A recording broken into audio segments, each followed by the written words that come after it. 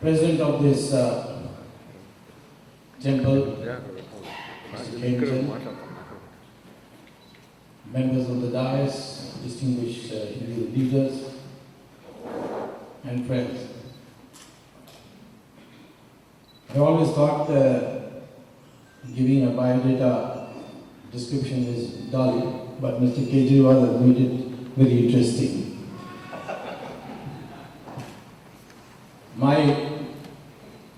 From day one, I have been a rebel of sorts, but I have in the end got always vindicated. In end of the 1960s, I left Harvard and I was teaching there. At that time I was an associate professor, professor, but IIT offered me a full professorship. So I went to India. And for 3 years of teaching, I taught mathematical economics to IIT students who were perhaps the brightest you could find. But after classes, in the evening I used to go to the hostel and address meetings on why socialism will not work in India. And those days, the influence of communists was at its peak, and particularly in universities. So they all conjured up. They couldn't find anything against me. So one day I just received a letter at my house at 5:15 in the afternoon. That effective from 5 o'clock, you are no more professor of IIT. So I went and met the director and said, I'm a full professor, I'm a permanent professor, how can you give me such a letter? So he said, well, you better go and fight it in court. So after that, of course, the network ensured that I wouldn't get a job anywhere in India. Most people would have returned back to India. But I love a fight, so I said, I'll stay and fight. And as a consequence, I entered politics. Within 3 years, the Janata Party came to power, and Mr. Morarji Desai was Prime Minister. He remembered it that I was terminated, and he immediately appointed me on the Board of Governors of IIT, the very body which had dismissed me.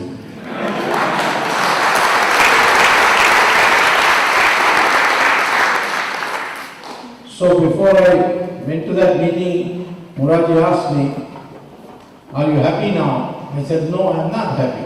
He said, why? I said, all those people who passed a resolution to dismiss me are still members of the Board of Governors. So Morarji decided, removed all of them and appointed a new board with me, and that's how I was vindicated.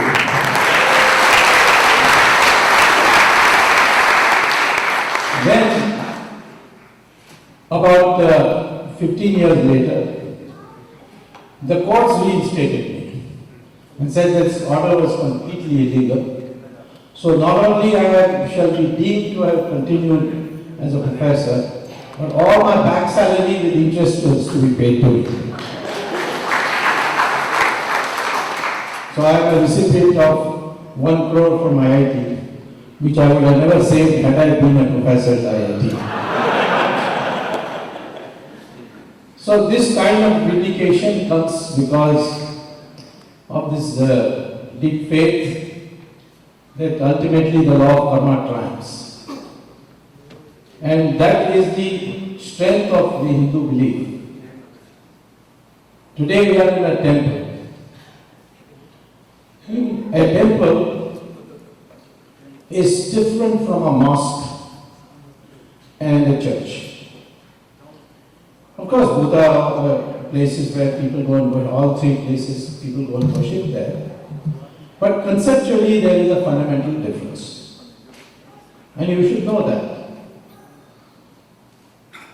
In a temple, its construction is legitimate if you perform what is called the prana pratishtha puja. And a consequence of that puja, where people fast for 41 days, is that the god whose deity you have built the temple for, he enters the statue and then becomes the owner of that temple. Hence, nobody can be a owner of a temple except God. You can be a trustee, but you cannot be an owner. This argument I have used actually in a court case in England to argue that because the god becomes the owner of a temple, once a temple is constructed, whether it is in use or disuse, people go there to perform puja or don't perform puja, it will always be a temple under the Hindu law. When I was law minister in Tanjavur, a farmer was ploughing and he hit some metal. So he dug up to see what this metal is. It turned out to be a large size statue of Nataraj. When you see the famous Nataraj that everybody has in their houses, that Nataraj in his dancing pose, Lord Shiva in his dancing pose. And so he began to boast about it. He put it up in near his house in a thatched sort of structure. But the word spread around, and so two smugglers of antiques in India, there are a lot of smugglers in antiques, and it goes all the way up to the top.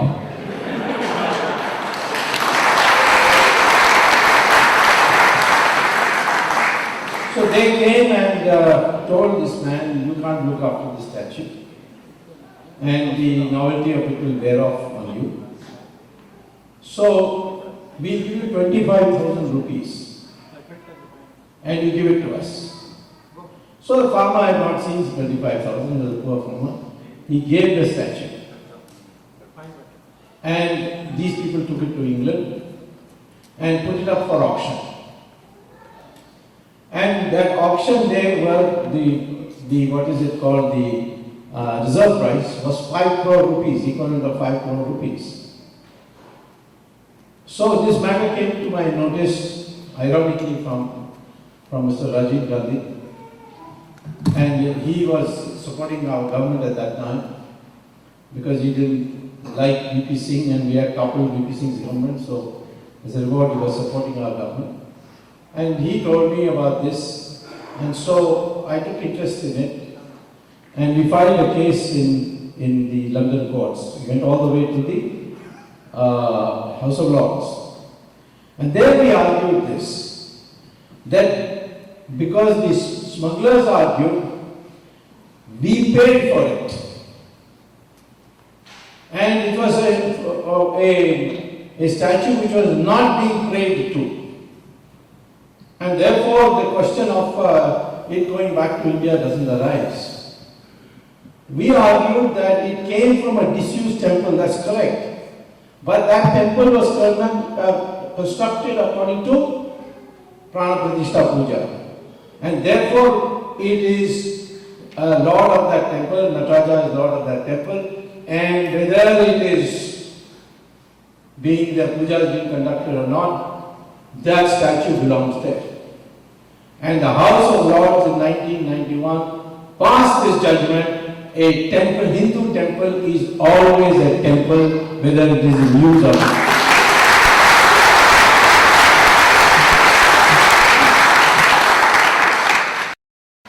Now we come to a masjid. Some time ago, the Saudi Arabian ambassador did invite me for lunch. And I was talking with him because some time ago, the Saudi Arabian government demolished the masjid where Muhammad used to read namaz. So I asked him, how is that possible? In fact, you see, when they decided to demolish that masjid in Makkah, the archaeologists objected, saying at least this should be spared, because Muhammad used to read namaz there and should be preserved. So the Saudi government, Arabian government put out a notice saying that those who argue like this are really idol worshippers and it is against Islam. Masjid is only a place to facilitate reading of namaz, and namaz can be read anywhere. So we are going to demolish it anyway, and if anyone raises any further objection, they will go to jail for speaking against Islam. So I asked them that, is this correct? He said, of course. Saudi Arabia demolishes at least 2 masjids a month to broaden roads, to make buildings. It is not considered, according to Sharia law, that masjid is not considered as a religious place. It is considered as a facilitation center for reading namaz. You can always demolish a masjid and build it somewhere else. In the United States, number of places, the Vishwa Parishad bought churches and converted them into temples. So I asked an American friend of mine that, this is happening, don't you feel upset? He said, why? Once the cross is removed from a church, it is nothing but a building. And it can be bought and sold like a building. Now please see what the implication of this is. The implication is that tomorrow you want to remove the Babri Masjid and build a Ram temple. It is perfectly within the law to do it.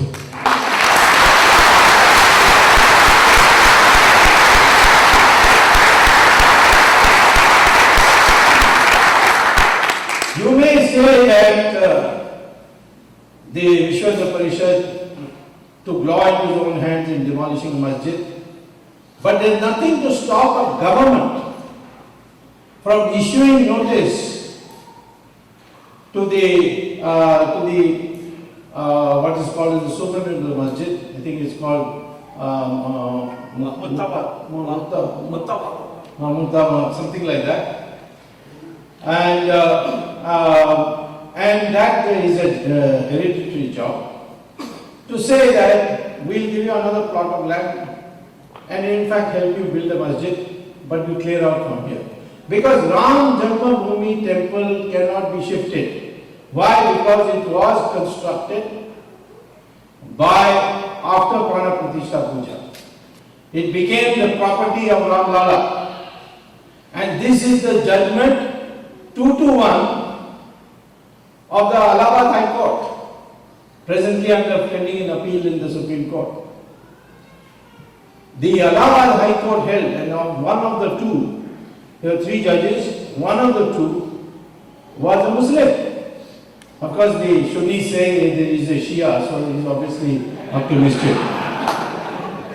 But the fact is that the masjid is also built by a Shia. Mir Baqi, the commander-in-chief of Humayun was a Shia. And the superintendent, the hereditary superintendent who is still alive, he is also Shia. And he has given a written affidavit to the Vishnu Parishad that we are ready to have another masjid across Saryu Nadi, Saryu River, and we are not insisting that Ram temple be built. It's the Sunni Waqf board which is making the big drama there. But legally speaking, if you have a strong Hindu government, it can issue notice to the superintendent of Kashi Vishwanath Masjid, Vrindavan Masjid, and the Ram Janmabhoomi Masjid, telling them, please shift your masjid to somewhere else and they'll help you build it. And of course, if they don't agree, which I think they will agree if the government is strong, and I know why they will agree. I myself negotiated this matter when Chandrasekhar was there, but our government fell before I could complete it. Sayyid Shahabuddin was the chairman of the Babri Masjid Action Committee. He and I discussed the matter, and he said if you can prove by a commission inquiry that there was a Hindu temple before and it was demolished and a masjid was built, then I will be the first one to go and demolish that masjid. And so we were about to set up a commission of inquiry. That commission of inquiry could not be held because our government fell. The subsequent government of Narasimha Rao was not in a position to carry on that. But later on, the Allahabad High Court ordered the appointment of a commission of inquiry. And through satellite imaging, through excavation, it is now established beyond any doubt that there was a mandir below the masjid, and it obviously had been demolished and the masjid built on it. In fact, those who visited Babri Masjid could see the pillars of the masjid. They are taken from the temple. If it is a Muslim religious place, then you cannot have Hindu gods and goddesses. In fact, there was a Chabutra, as it was called, where Lord Ram's images were there and people used to go and worship there. So, I would say, therefore, please understand that when you build a temple, it's permanent. And if anyone or any, due to any historical reason, the temple has been demolished, then it can be built on that spot again. I thought that, well, this is House of Lords judgment. Let me see if there is a Supreme Court of India judgment, or shall I go to Supreme Court and ask for this? Well, I found that in 1994 there was a constitutional bench judgment. In fact, going into this question of the demolition of the Babri Masjid, they also have said that during the British period many masjids were demolished. And masjid is not a religious place. It's a facilitation center. You can read even namaz in a railway platform. You can read on board an aircraft. Anywhere you can put a dari and read your namaz. And therefore it is not. So I would say that if one were to think in terms of preserving a heritage, there are a number of mandirs which were demolished and masjid deliberately built on top of it. And we must, certainly a future government must restore them. We can make a deal.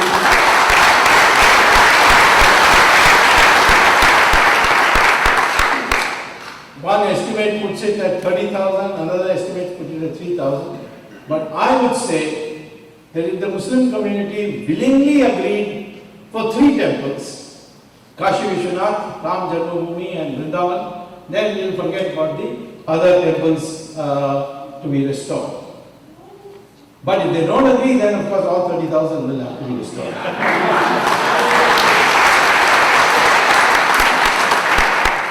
Now,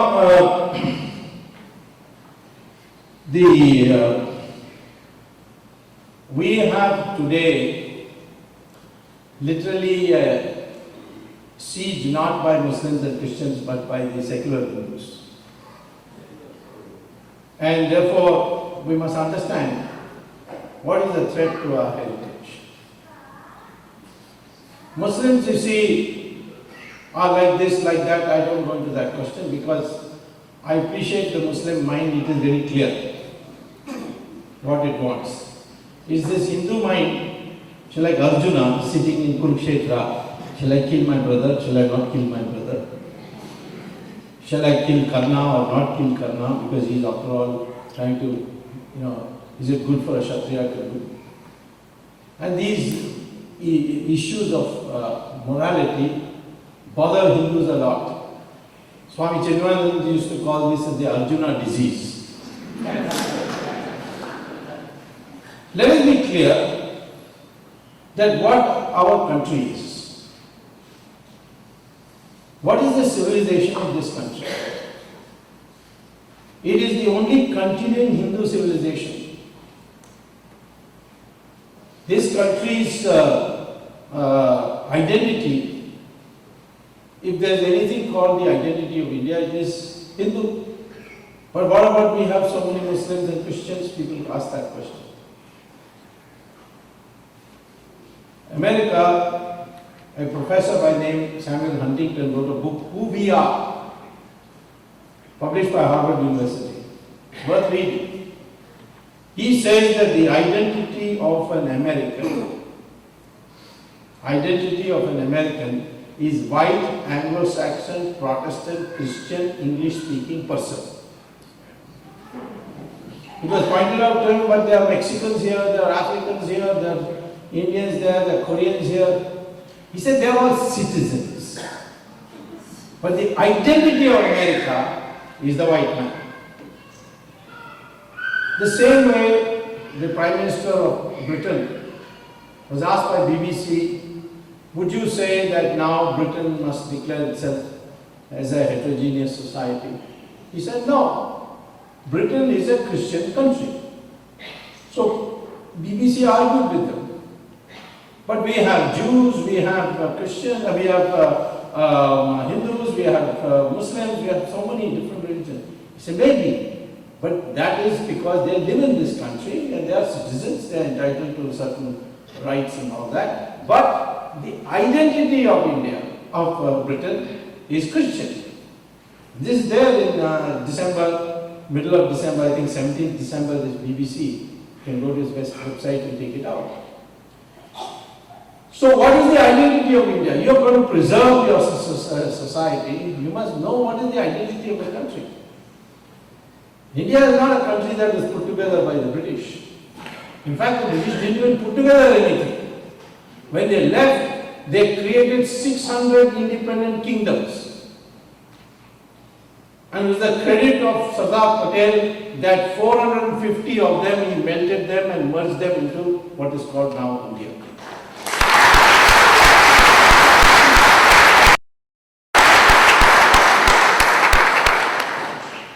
And Kashmir also was the same way.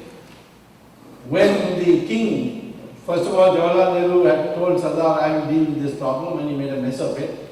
Then the Pakistanis invaders came.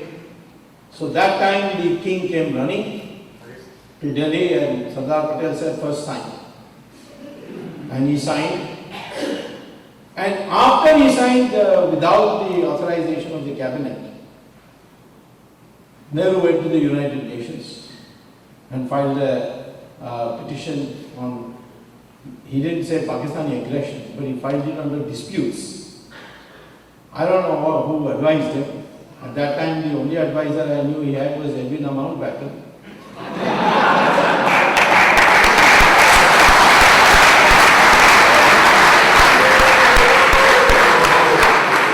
And she was not a very educated person that you could give him sage advice.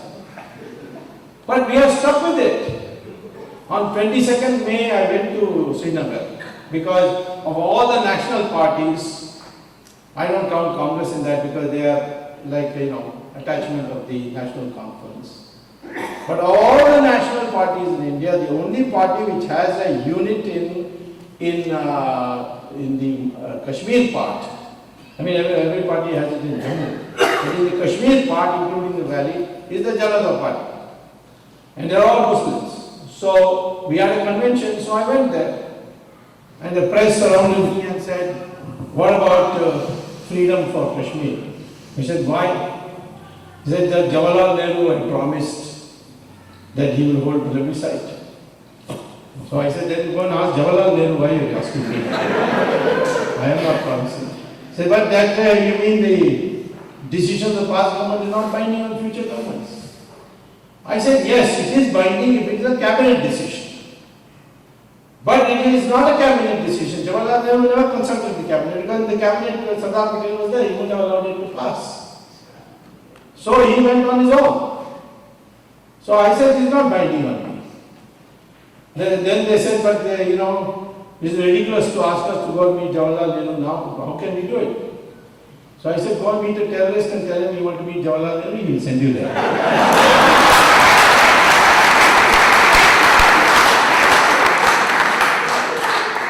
Now you will be surprised that there was a very large meeting of Muslims, Kashmiri Muslims, and all of them told me only one thing, that we like to be part of India.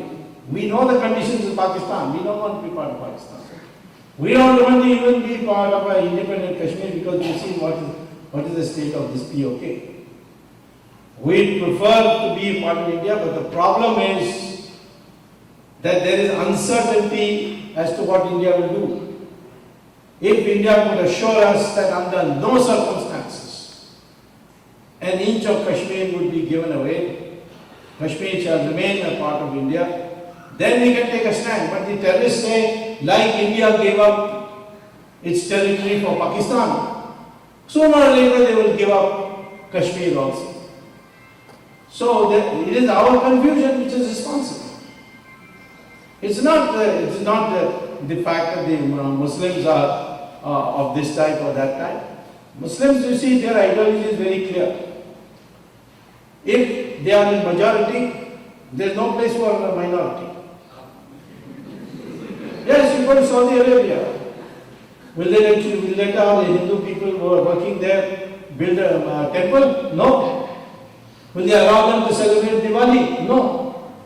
Will they allow them to hold Satyanarayana Puja inside the house? No. Will they allow you to carry Ramchandraji's photo in your pocket when you go to work? No. All these are criminal offences. But in India, Muslims build masjids, they have celebrate Ramadan or Eid and all that. But in Saudi Arabia they won't. And in Kashmir also they won't let you celebrate Diwali in the valley. Or in other places where the Muslims are majority. They will not allow you to celebrate Diwali in Mau in Uttar Pradesh. And now the situation is becoming like that in Meerut too. In Malappuram, you can't celebrate Diwali. Go and find out. You can't even, a Hindu cannot even sell his property to another Hindu. He must sell it to a Muslim. That's the law there. Sharia law. In fact, you see, one professor called, I think, Joseph, he set an exam paper on punctuation. He was a professor in English. So he was a Cochin man. He set a question paper for English students, and one of them was on punctuation marks. So he lifted one article from a newspaper and reproduced it in the question paper and said, do the correct paragraphing and question marks. I mean, question marks and commas, full stops, semicolons, etc. Now, in that article, which he obviously didn't read, were some derogatory references to Muhammad. In Kerala, and now I'm talking about Cochin, not Malappuram, a Sharia court decided that both his hands should be cut as punishment. And when he was going for a walk, 4 youngsters came and cut both his hands. That is, they are very clear on their mind. You are majority, then only Islamic law, nothing else. If they are in a minority, and the majority is is it like a rasgulla, amorphous. Then Muhammad says in Sirah and Hadith, demand more and more. Keep on demanding. Show your importance. Show your strength. Do it as a block. So therefore, in India they will say first, no, uniform civil code. Then they will say, we want reservations. Then they will say, no, we will not allow educational institution interference by the government. One demand after another. But at the same time, Muhammad also says that if the majority is united and they are likely to beat you up if you ask something which is unreasonable, then he says surrender, don't ask. In Australia, one Imam said that he was not happy with the Uniform Civil Code in Australia, and therefore he wanted Sharia. Next day, the Prime Minister of Australia is a woman. She said that if you want Sharia, then find another country. Australia you will not get. The following day, all Muslim organizations issue a statement that this Imam is a mad fellow. We are quite happy with Uniform Civil Code.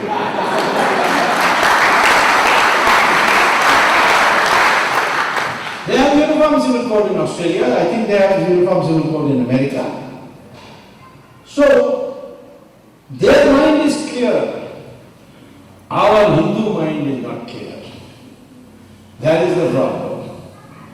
And so we have to now see how we can preserve our institutions by a new outlook. This is what I call as Renaissance.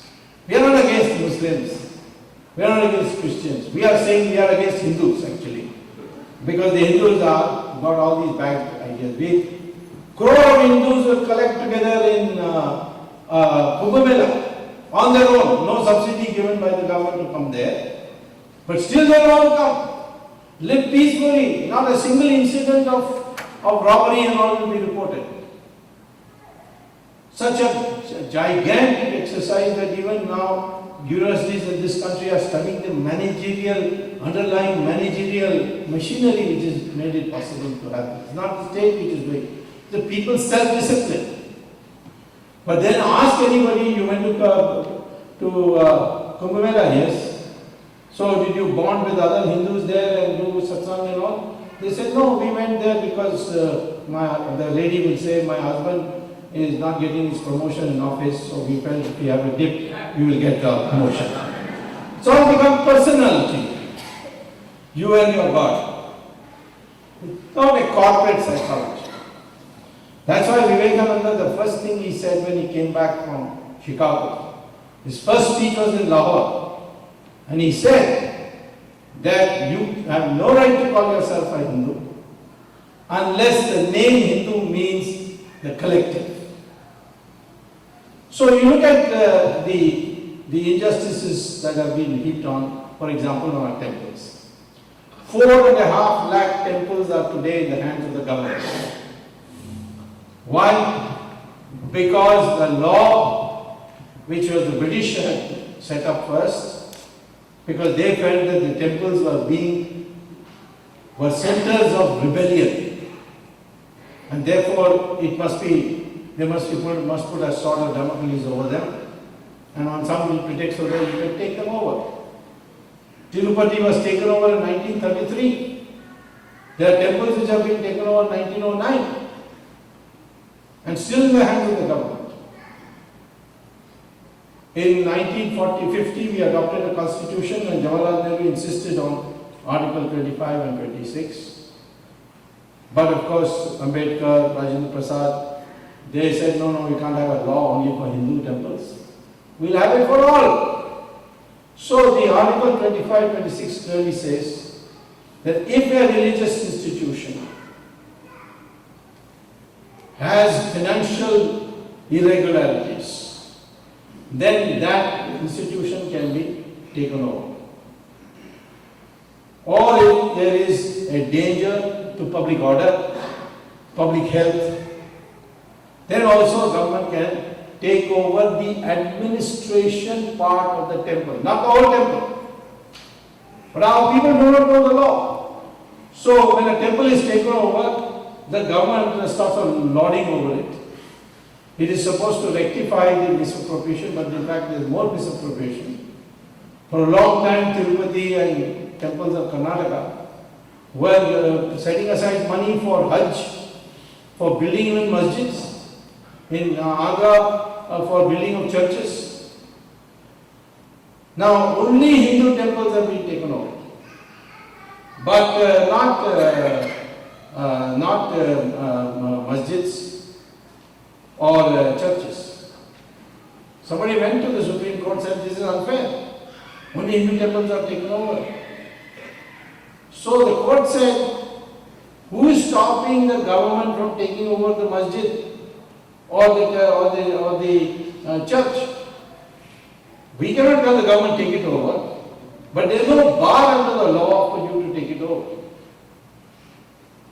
Or if somebody brings data on misappropriation of funds of a masjid or the Waqf board associated with it, then the court said we will intervene. But so far today we are unable to get a single instance of data, and we know that misappropriation is taking place, but no available data, so we are not able to do it. So only the Hindu temples are getting it. And once they take it over, the temple lands have been taken over privately. In Tamil Nadu is the worst example, where most of the land belonging to temples have been taken over by DMK people. And they are occupied, they build their houses and so on. So I have introduced a petition in the Supreme Court. After studying the Constitution, there is a section in the Constitution called Article 30, not section, an article in the Constitution, which is Article 31, bracket A, bracket 1, bracket D, which says that a government may take over a property in the public interest, but only for a limited period. It is not defined what is the limited period. So I have moved a petition saying that if a government takes over a temple because the financial irregularity is taking place, then it must rectify that irregularity in 3 years and then return it back to the trustees in 3 years. Now this will come up in July. And I'm almost certain that I'm going to win it, which means 4.5.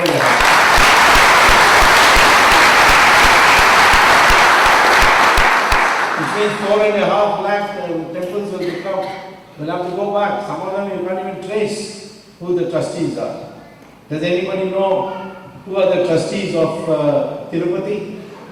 Original trustees? I was told there was some Hathiram trust, but they won't be able to manage it. So, Swami Dayanand Saraswati had set up this Hindu Dharma Acharya Sabha. So I have put in a provision that all the temples which have been more than 3 years with the government should be handed over to the Hindu Dharma Acharya Sabha, and they will make provisions on who will be managing these temples in the future. We have to liberate the temples for the reason that otherwise you will see more and more misuse of the temple premises. In Tirupati, the board appointed by the government, headed by a man who is no more, called Adi Kesavalu. I think he specialized in selling liquor, if I'm not wrong. He was a excise tax officer, and then he was caught on something, and then he left it, and then he went to liquor and made a lot of money. And he's not a bad man. I mean, I knew him. He was a nice person, but he was appointed as chairman of Tirupati, Tirumala Tirupati Devasthan, and he got a resolution passed that Tirupati will be gold plated. That is, the walls will have gold plating. Of course, the Tirupati dome is gold, but walls and pillars and all will be gold. It will be a golden temple. There must be some racket there, I don't know what it was. But the Agama Shastris in Tirupati came to me and said that this will ruin our temple. He said, why? He said, because the walls have shlokas and carvings and so on, which tells how Naivedyam should be, how should be some puja, all these are there. And this will be covered up by gold, and people will not be able to see it. And at least scholars come and study it. So I raised this with Adi Kesavalu, and he said, I have taken a video and put it on a CD and kept it in a special museum. So I said, why don't you take a video of the Archana also and put it in a CD and throw the temple also.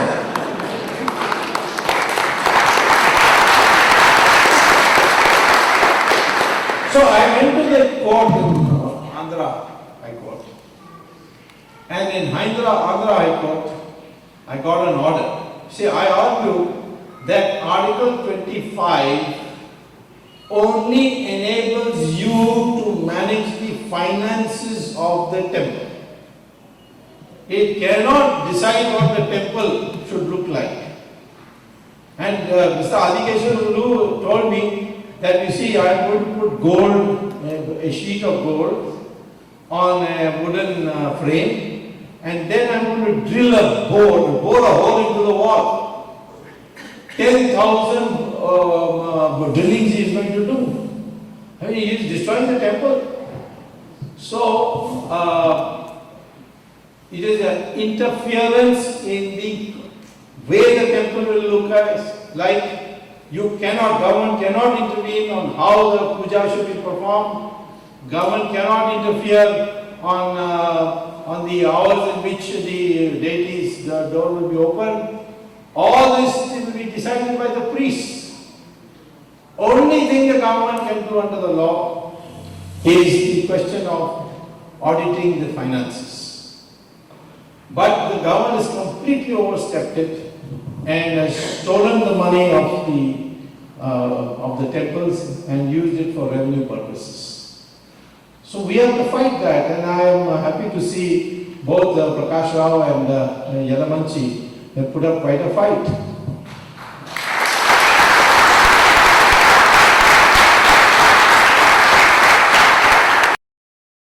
Once Y.S. Reddy decided that Tirumala hills, you see there are too many hills with God Tirupati, so some of it should be given to churches and all that. There was big agitation, but he was unmoved. Then he came to Chicago, I think, and you people had a demonstration. 500 people. 500 people, he got rattled. And when he came back, we all went and met him. Of course, Y.S. Reddy was known to be very well. And he told me, no, I will not do this now.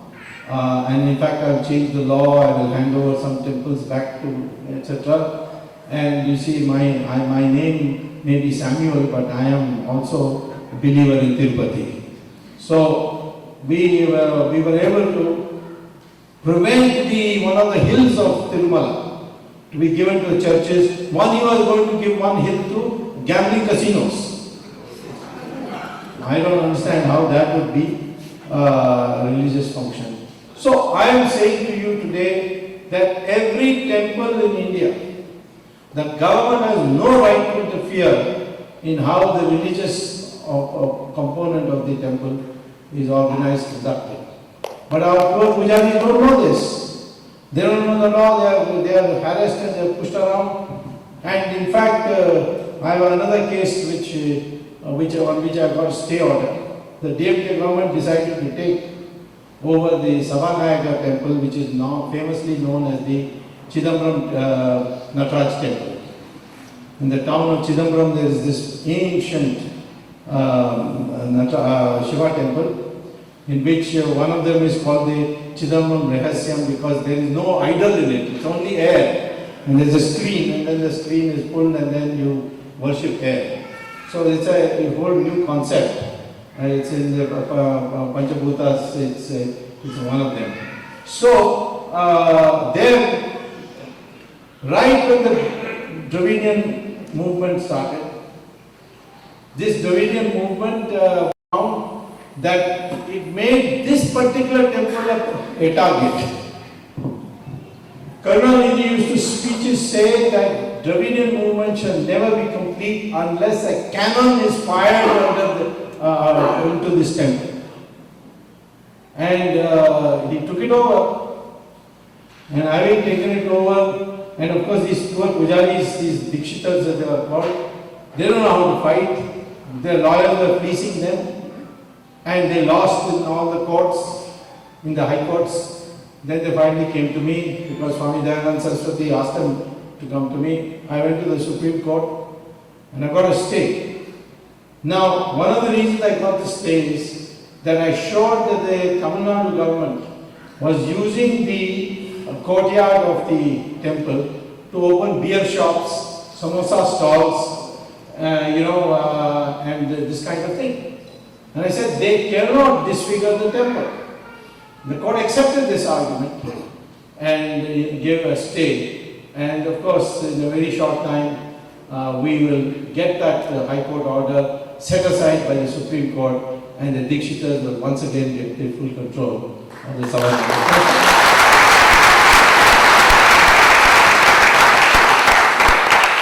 So now the question for us is,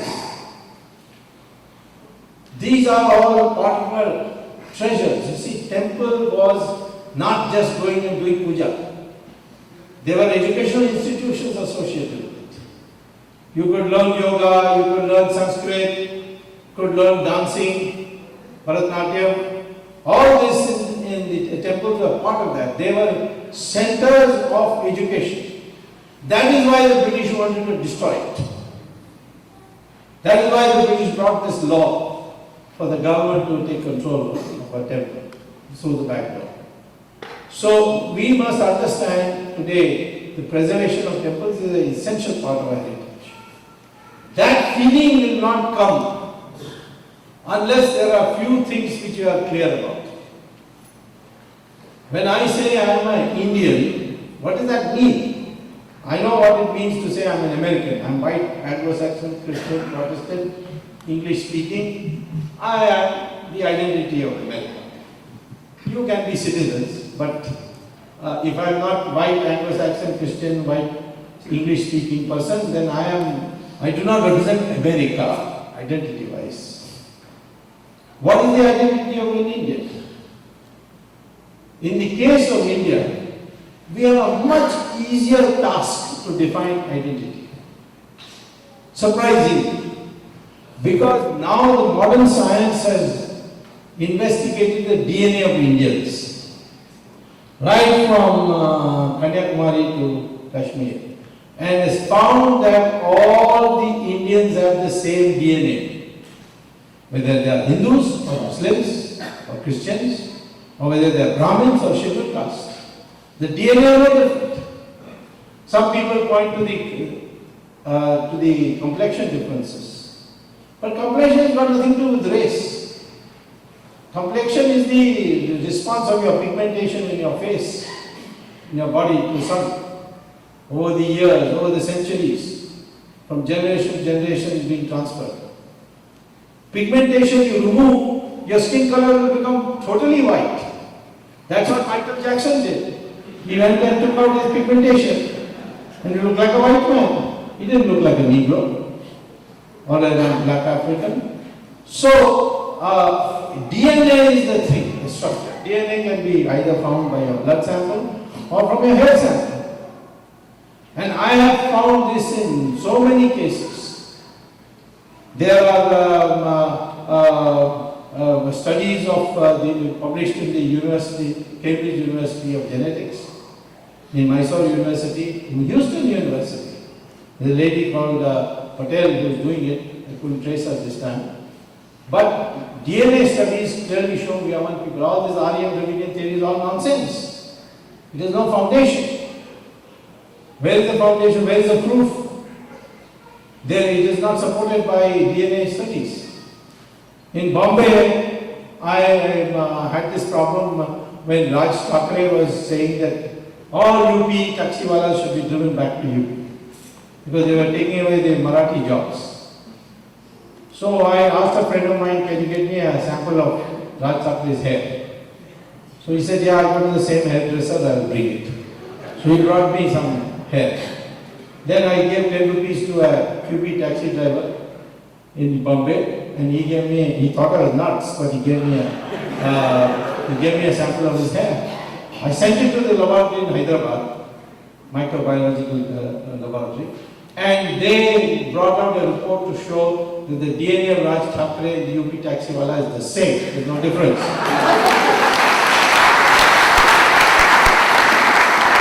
So either Raj Thackeray came from UP or there's no difference. So how can you say UP taxiwala is different from me? So I am telling you that first and foremost, it's very easy for an Indian to define his identity. And I would define it as Hindu or those others whose ancestors are Hindus. In the case of Muslim and Christian, their ancestors are Hindus. They live in denial. There, of course, is a different matter. Some of them are afraid of the mullahs. Farooq Abdullah told me that his ancestors were Gaud Saraswat Brahmins. So I said, why don't you say it publicly? He said, are you mad? The mullah will kill me. It's a fact. The mullahs do not. Even Muhammad could not visit his mother to perform her burial ceremony because she was not a Muslim. And therefore, what is the truth they do not agree to. I say that this is necessary because we must have an overriding Indian interest. Unfortunately, we have played into a situation where sub-regional questions have started dominating national questions. See, in Tamil Nadu, Sri Lanka cricketers cannot come to India. Why? You should not help Sri Lanka build a port. What are the consequences of our not agreeing to Sri Lanka's request to build a port in Hambantota, which is only 35 kilometers from the Tamil Nadu coast? The Chinese came in and they built it. And they are sitting there now. You are making it easy for the Chinese to come to Sri Lanka. Pass a resolution in the UNHCR on atrocities. What atrocities? In a war, atrocities do take place. Did not the Germans bomb Dresden completely in Germany? All civilians were killed. Only civilians were killed. When the nuclear bomb was set off in Hiroshima and Nagasaki, who were killed? Only civilians were killed. The war situation is very different. In the normal war, yes, there are Geneva Conventions and all that. When you find a terrorist, how can you control what has happened? Because they don't follow any rules. So, in any case, the LTT chief Prabhakaran ordered the killing of Rajiv Gandhi. So why should we show any mercy for them? And I will say, if it is in India's interest to see that Pakistan and China don't come to Sri Lanka because it's so close to us, then we should have a policy which the Tamilians may not like. So I say to Tamilians, you should be first an Indian, then only a Tamilian, and if there is a clash,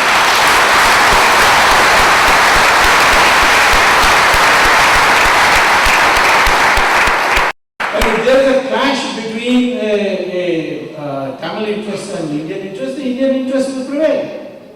But the British, you see, are so fed with all this nonsense, you see, that nobody in Tamil Nadu knows the truth about our history.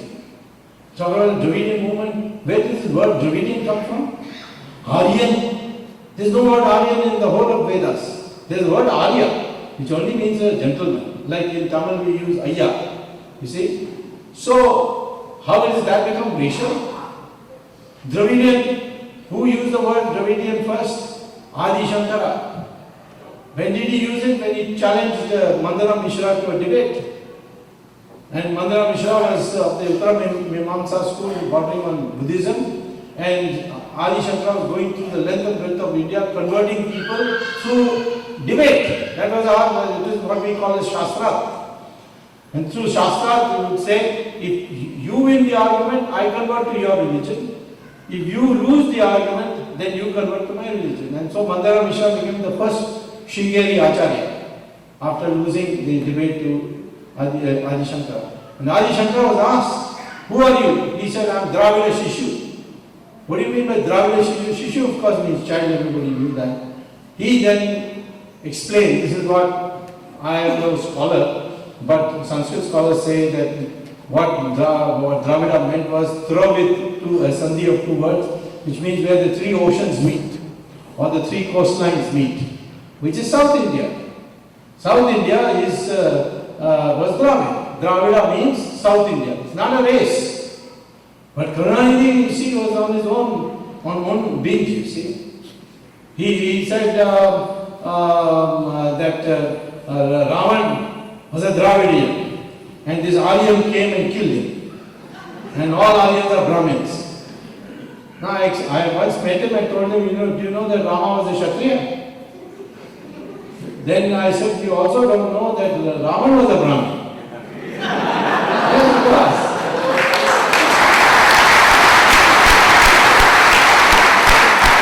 He is a great Pandit of Samaveda. He went and did tapas in Mansarovar. And when I went the first time to Kailash, on the way I saw this huge lake. I thought it was Mansarovar. So I told the guide, oh, Mansarovar has come. He said, no, this is not Mansarovar, this is Ravan Haranga. So I said, what do you mean Ravan Haranga? He said, Haranga means in Tibet, lake, Sarovar. Ravan, he said, somebody from India came, his name was Ravan. So I said, okay, let me go and have a bath in that thing. He said, no, don't have bath in that, you will get itches all over your body. And I said, can I drink the water a little? He said, no, then you will be poisoned. Now that is there to see. Of course, for mischief, I filled a bottle of water and came back and gave me Karunanidhi and said, please drink it and show me.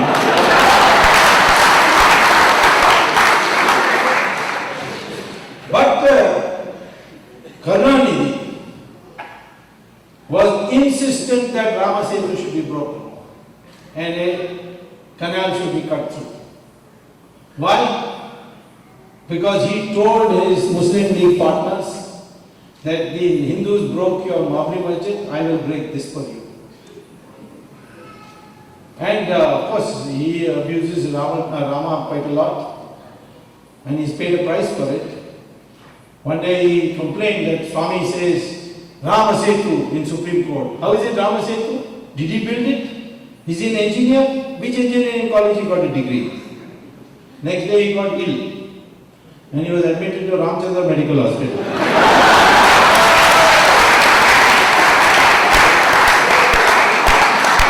At least Rama had an MBBS degree. But Karunanidhi, when he came out of the hospital, could never walk again. He's been on wheelchair. So, I would say that Rama Setu is obviously, you see, if you read Valmiki, exactly the same thing is there. What Valmiki says, that Rama stood at Dhanushkodi and prayed to the Samudra Raja, please part the waves so that I can walk to, or me and my armies can walk to Sri Lanka. The Samudra Raja ignored him. So Rama got angry. He said, this man doesn't respond to prayers. So he said, okay, I will show him what power we have. And so he took out his Agni Ban, and then we have seen the famous photograph of Rama pulling his arrow in Dhanushkodi. That is the time the Samudra Raja came up and said, please, Zakir, don't be angry with me and kill all these fishes which will be, you will dry up the whole ocean.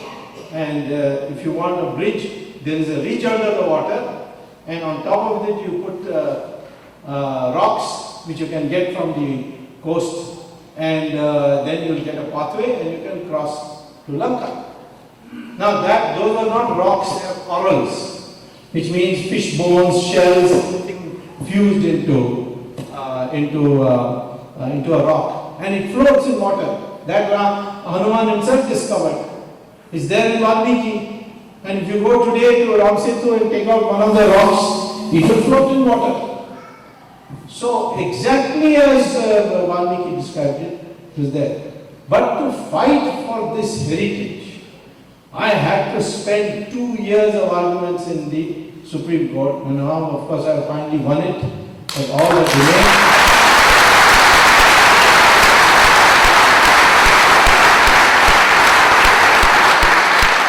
All that remains is to declare it as a national monument so that the government will maintain it and make it easy for pilgrims to come and go.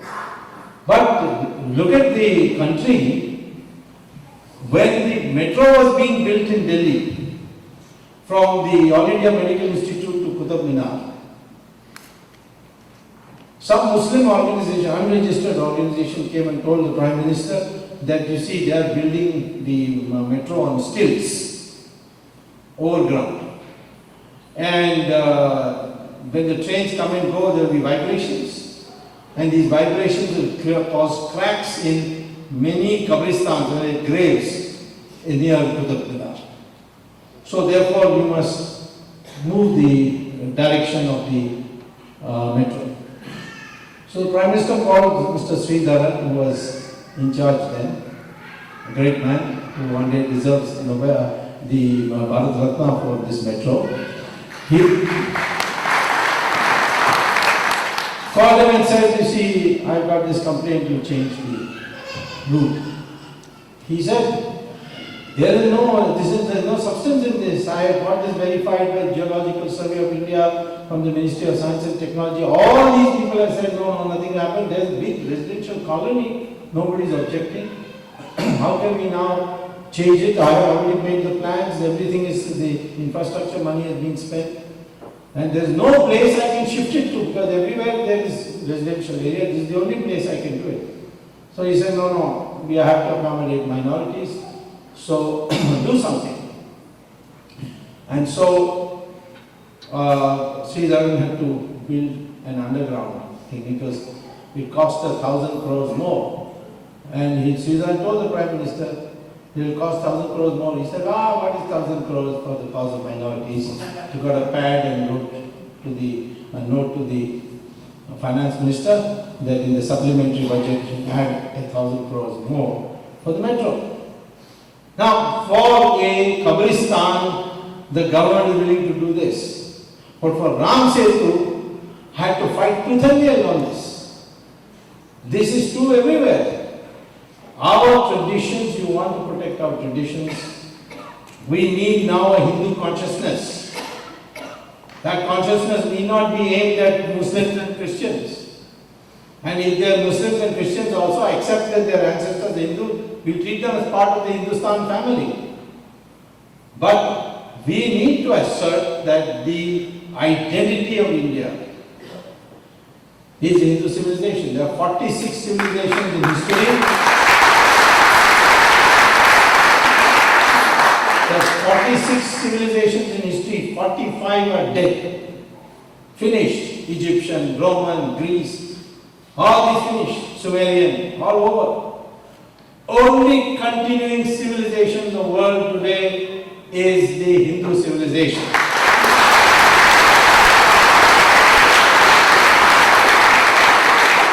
And for this, enormous sacrifice was paid.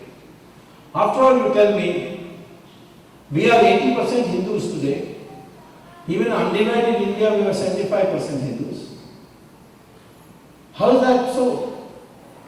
This is a question was posed to me by a Saudi Arabian student of mine in Harvard University in an informal talk. I mean, he was an economics student, but it was not part of the economics course, but he met me after class. He said in his university research is going on. How India is still 80%? I said, why? He said, because Islam went to Iran. In 15 years, they converted Iran into 100% Muslim country. They went to Mesopotamia and Babylon, which is now Iraq. And in 17 years, 100% Muslim. In Egypt, 21 years, 100% Muslim. Christians went to Europe in 50 years, 100% Christian. But in India, 800 years of rule of Muslims, 200 years rule of Christians, and you're still 80%. How is that possible?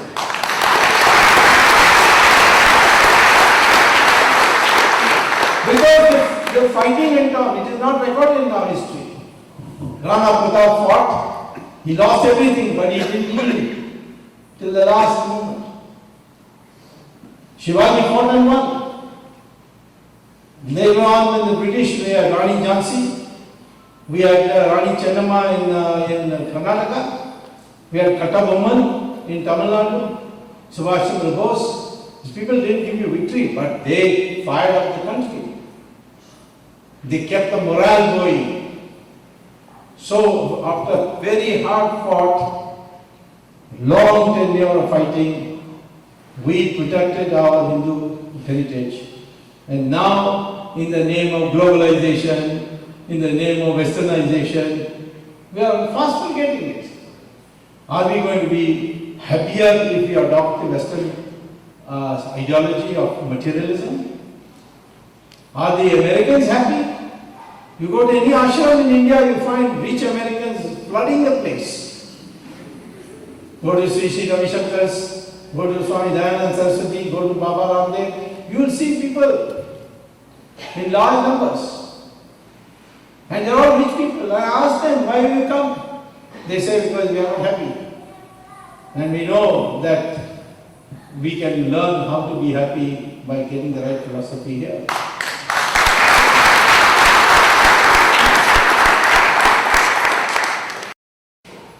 In fact, there is a film actress called Julia Roberts who went to India to find happiness, told the Swamiji of the ashram that I have won every Oscar I could imagine I could win. I have made millions of dollars, but I am not happy. He put her through a course and she became happy. She went back to America, went to Hollywood, called a press conference, brought her husband to the press conference, 2 children to the press conference, and declared that now I have become happy, so I have come to realize that only Hinduism will make you happy, so I have become a Hindu from today with my family. And what is that particular thing, if I want to simplify it? It is this. Hindus do not believe that materialism, pursuit of materialism in one dimension is the right philosophy. It should be harmonized with spiritual advancement. That is why when the society was created by the 2 rishis, Bhrigu and Bhardwaja, wealth was not the determinant of social status. Bhrigu said that there are 4 sources of power: knowledge, weapons, wealth, land. All 4 should be decentralized, no one should have more than one. So therefore those who have knowledge cannot have property, cannot have weapons, cannot have land. But because of their sacrifice and the fact that they pursue knowledge, they will have the highest status. And those who have weapons will be kings, but they cannot make policy, they have to defer to those with knowledge. This way we are. And those who have wealth, unless they give the wealth beyond what they need for their comfort and donate it for the larger social cause, they will not get social status. Philanthropy was then the test of whether people with wealth will have social status. That is why today, even today, people are surprised that how Indians followed Mahatma Gandhi, who was not even properly dressed. In America, you have to be very well dressed. Must have suit, boot, tie, shining shoes. In one debate between Kennedy and Nixon, Nixon came without shaving his beard in the evening. And so he had this 5 o'clock shadow. He lost the debate on that ground only. Our spiritual gurus, one bhagwa kapda around them. Very simple. Or the white colored cloth like C.C. Ravishankar.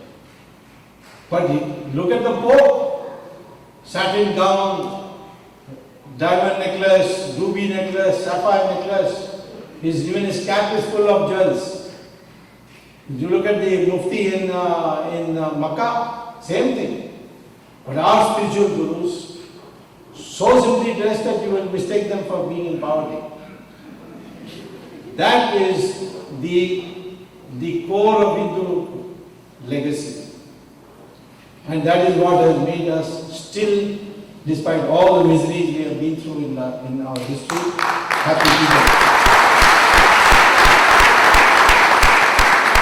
I tell youngsters, don't pursue materialism in one dimension. When I went to the IIM in Hyderabad, in Ahmedabad, at dinner time after my speech, it was in economics, but afterwards there was chit chat. I asked the students, why have you come here? And they said, why you ask? I said, because you went through such heavy competition, preparing for competitive exams, and then you come here. What is it that motivated you? What's so lovely about business administration?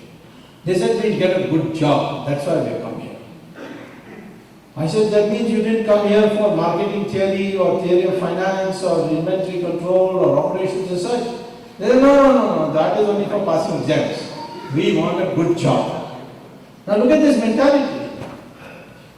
You are coming and getting the highest degree that is possible in business administration, and your motivation is for a job. That is, in my opinion, one of the degenerations that are taking place in our society through materialism. Materialism then will produce greed, and greed will produce corruption. If in the society money will be the determinant factor of your social status, it will become a corrupt society. I am not saying that people should not make money. Those who want to make money, please make money. But the fact is that in the society, only those who make sacrifice for the good of the society, they will enjoy social status to the maximum.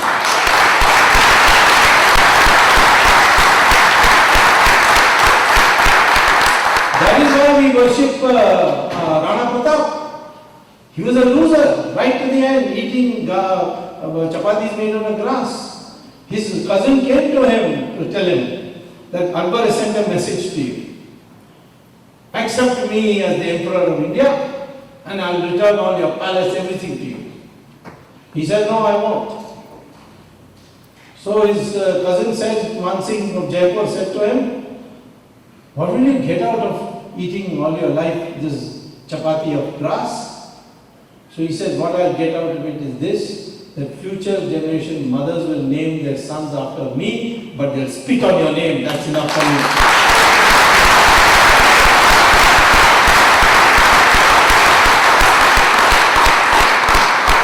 So that's why Rani Jhansi, loser,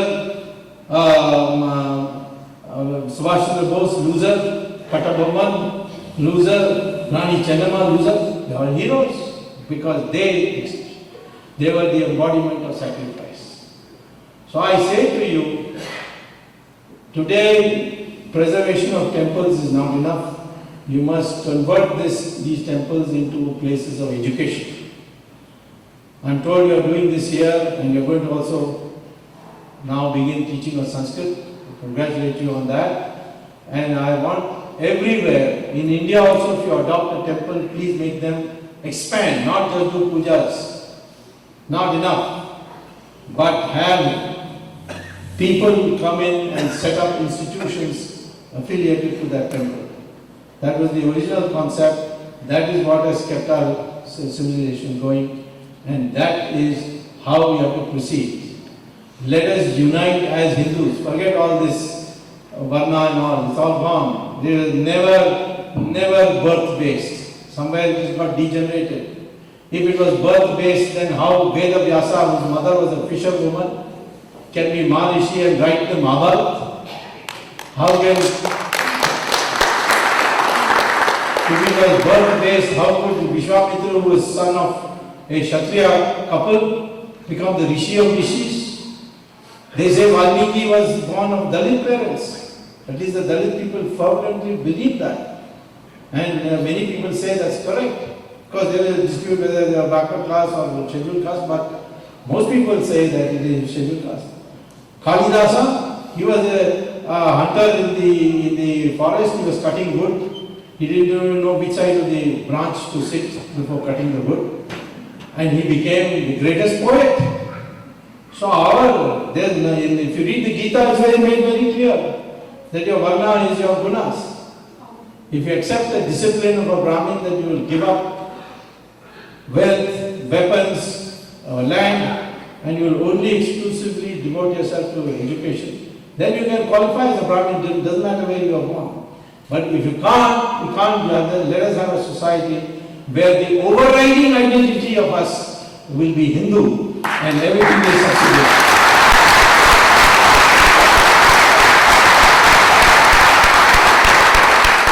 And let us motivate our people in India to vote this time, because now in the democratic world the war is elections.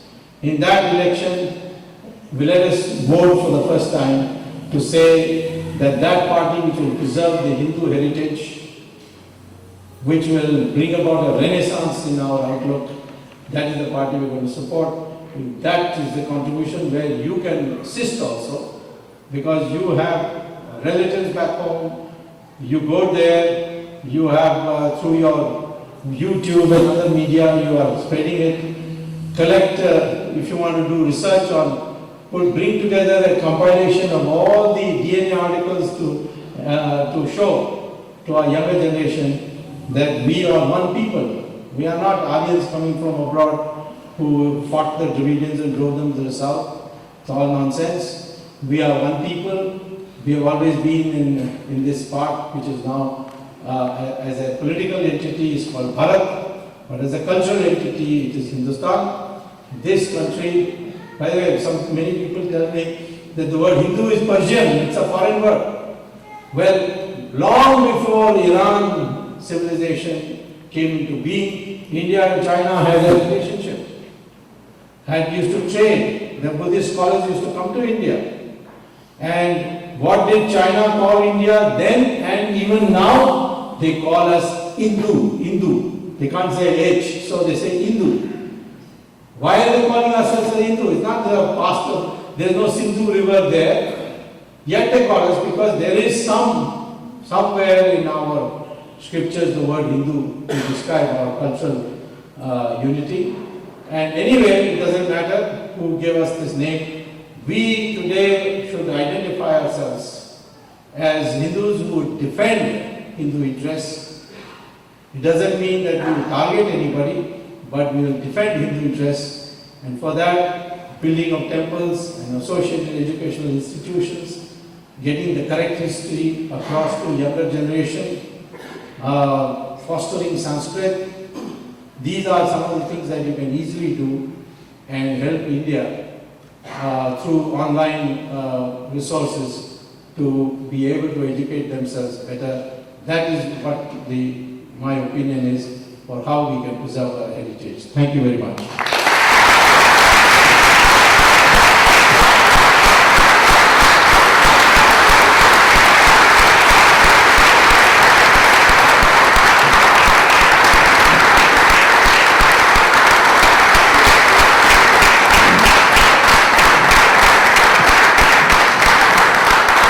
Thank you very much, Dr. Swamy. The event is not over yet. I request all of you to stay back. Hello. I can just ask like this. Yeah, sure. I'll repeat it. Would you comment on the plight of Hindus in Pakistan and how they are and what can we do as a Sure. See, the question of Hindus suffering in many countries, not only Pakistan, Kashmir, of course in our own country, Kashmir, Bangladesh, Kazakhstan, in this arena, Hare Krishna, people are troubled with Moscow and things like that. They are also Hindus, they may be white skinned, but they have declared themselves Hindus, they are our brothers and sisters. So, we need a policy. Such things don't happen to the Chinese. Why do they happen to us? There are Chinese in Malaysia, there are Chinese in Indonesia, there are Chinese in Singapore, there are Chinese all over. There are Chinese in the United States, in big in colonies.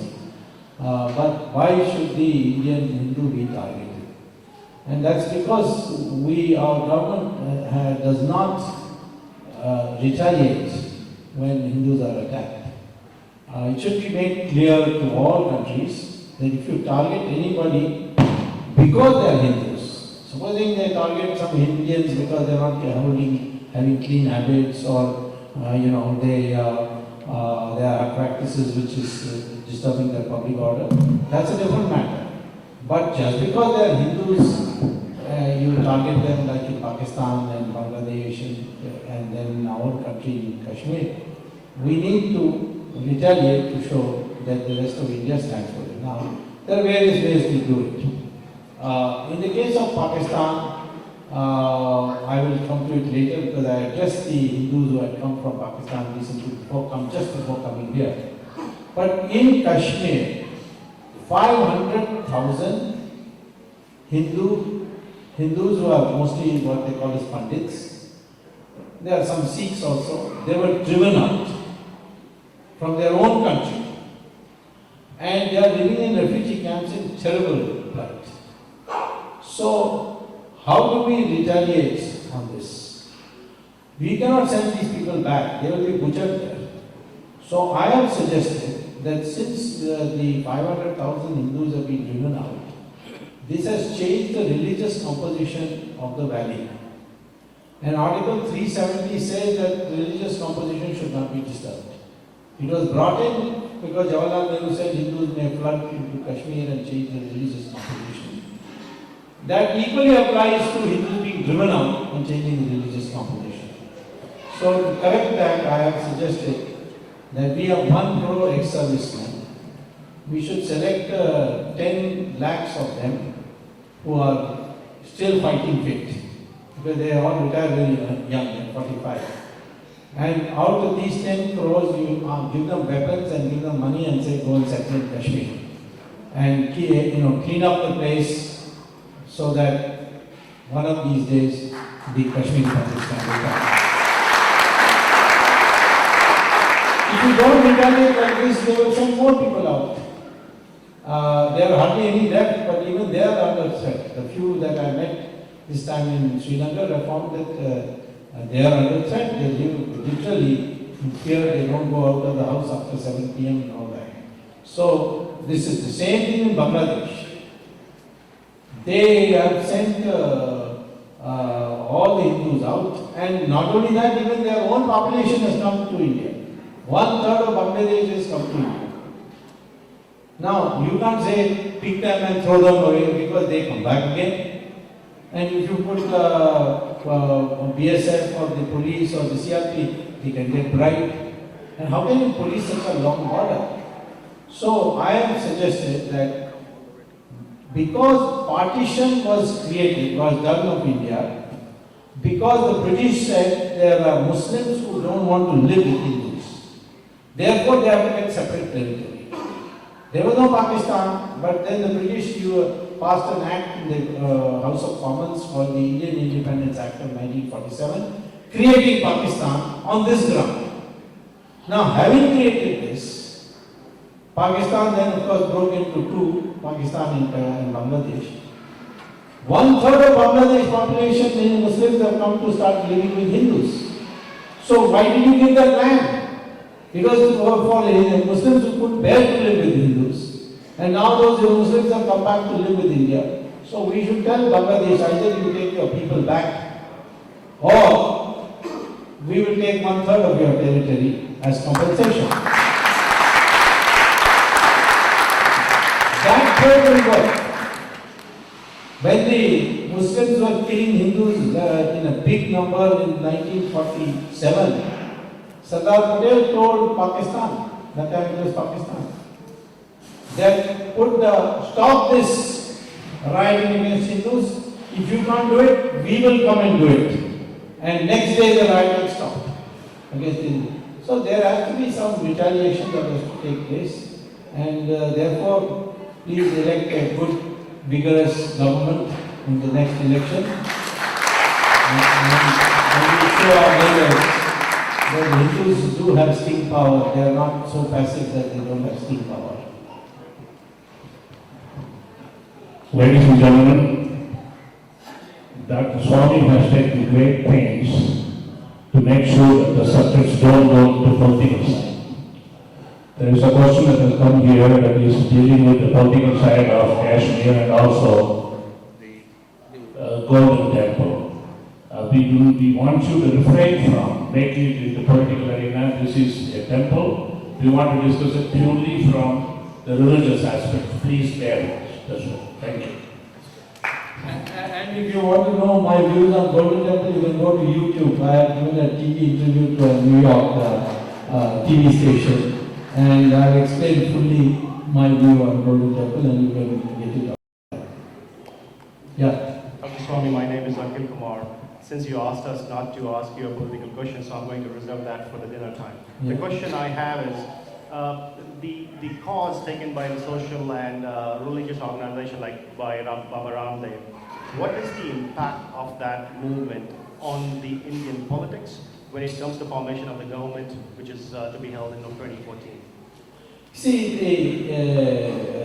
Baba Ramdev mobilizes the rural masses, and his appeal is wide. He give a call, assemble at Ramlila grounds in Delhi. People will come on their own. You doesn't have to arrange for buses or biryani packets or anything of that kind, which political parties have to do. People just come. He has a huge following, and in my opinion, he's playing a magnificent role now to create new awareness amongst the people. And certainly, from time to time he invites me. In fact, today, while I'm addressing you, he had wanted me to be in Haridwar to speak about the Hindu foundations of the Indian Constitution. But I could not make it because I was going to be here. So he is going full speed, and he's doing excellent work.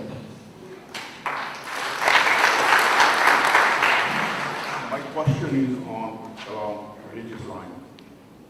Now, in 10 days, we're going to have 38th anniversary of Mr. Gandhi's emergency. In the last 38 years, I have followed you. You have thoroughly exposed Nehru, Gandhi dynasty, and all this time, Jawaharlal Nehru has used the name Pandit Nehru, which leads people to believe that he is Hindu. But you have exposed that. That's not really correct. How come we have not been able to use that, even the fact that he's not Hindu, to exploit that in? There is no documentary proof that he is not a Hindu. And anyone who says he is a Hindu is a Hindu. I don't care what his parentage is.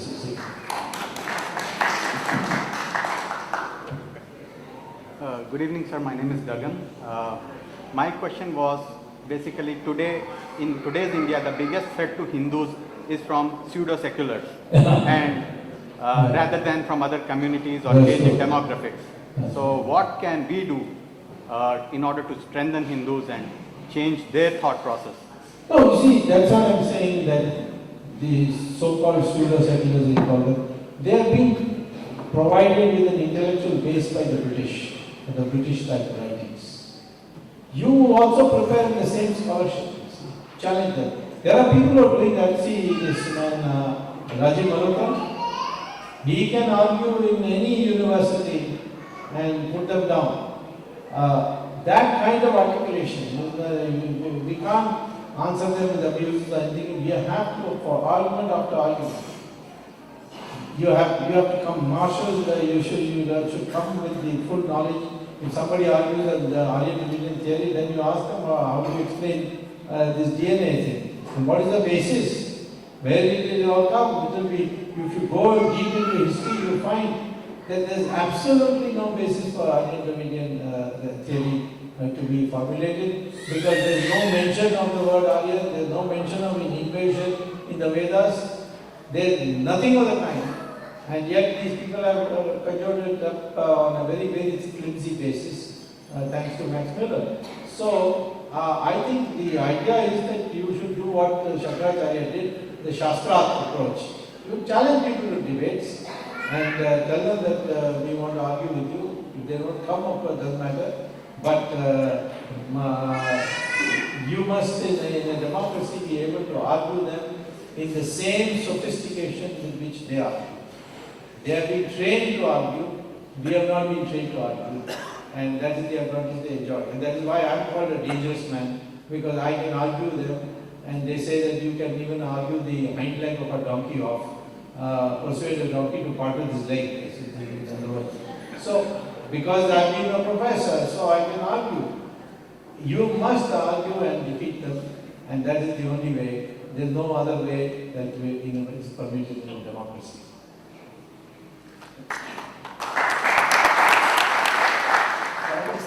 Dr. Sonia currently. Actually, I'm going to talk in English. Sir, I've been trying to promote, in my humble way, I'm trying to share information about our culture, about Aryan Dravidian theory, or I share your status. I'm a fan of yours in Facebook, your fan Facebook account, in Twitter account. But somehow I find that I'm not getting enough takers. Yes, there are lakhs of fans in your account, no doubt about that. But still I feel that my friends, for example, they don't actually respond to my the espouse that if I espouse for a cause, Hindu cause, they don't actually react to that. Whereas I find some 12-year-old, I mean, I do give due credit to the Muslims. I do find some 12-year-old Muslim girls actually who actually, if something happens in say Myanmar, say the supposedly ethnic cleansing of Rohingya Muslims, these people react and they share the status and they spread the awareness, and my Hindu brothers, they share it back. I mean, they say, oh, pray for the Rohingya Muslims. The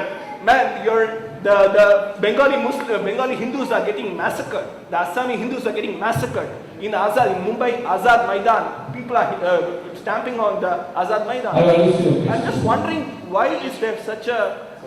Please ask your Sorry. Why is there such a sad state of affairs when I'm trying to actually espouse for a cause and there's no reaction? No, listen, when you are going to what the Rajiv Malhotra calls as the U-turn, it's always harder. These are established positions, Aryan religion theory, secularism, and so on. These are all established. Secularism essentially means don't go stop being a Hindu, that's all. It doesn't mean that there should be uniform civil code or something like that, which should be a part of secularism, but all religions lead to God. Can any Muslim say that all religions will lead to God? He will not say. Can a Christian say? He cannot say. But the Hindu can say. So that is secularism. But that is not their definition. So you have to have patience. You have to. It's a long process, and they have been in power also for such a long time. First Jawaharlal Nehru 17 years, Indira Gandhi 16 years. So the people in the opposition also were more or less like them. Many of them, like Devagowda, he was a former congressman in the Gujarat who formed a government. He was also. So there has been a very brief period when we have been able to get into government and try and change the thing. So, but we have to keep at it, and you must learn how to argue and not be disheartened because people are not joining you and agreeing with you. Keep at it, one day you will succeed.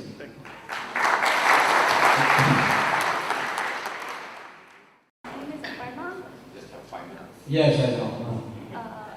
My question is kind of related to those two questions. I've noticed a significant presence of Hindu Renaissance in social media lately, but there's also been significant attacks by the mainstream media on the social media. Like they call us internet Hindus, we are not actual practicing Hindus, all sorts of crap. Especially if I can go ahead and mention NDTV and CNN IPN. I know you have countered them, but is there anything... No, I'm not counting them, I work with them. No, but I've noticed that on your shows, you're kind of more aggressive than other BJP spokespersons. So my question is there anything specific that we can do on the social media to counter the mainstream media? Yeah, so see, the other side, you will find in my Twitter, the people who are put into Twitter as my followers by Rahul Gandhi, they are all abusive. They'll call me mad, they will say that you will need medicines to take medicines, God knows what they will say. But they will not be able to give an argument, because for every argument we give, I have a counter argument. Therefore, I think you should not be upset by this. And you should continue to give arguments, challenge them to prove what they are saying, and try to keep the argument going, and you will find very large number of people, the silent majority is with you.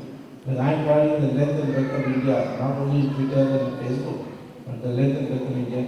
The broad masses of India is with us, but they are not able to articulate, they don't have a voice. Okay? Okay. We have only about 2-3 minutes, so we'll limit it to last question. So Last question. Anyone, I request all of you, you can ask later during dinner, okay? Good evening, sir. My name is Niranjan Patel, and all question I have is, do you think Hinduism is in danger because of the theocracy government we have in Delhi, where our president was Muslim, prime minister is Hindu, it is run by Christian lady for the benefit of minority Muslim at the cost of majority Hindu? That is my question. Well, if they are all Hindustani, there is no problem. The question is,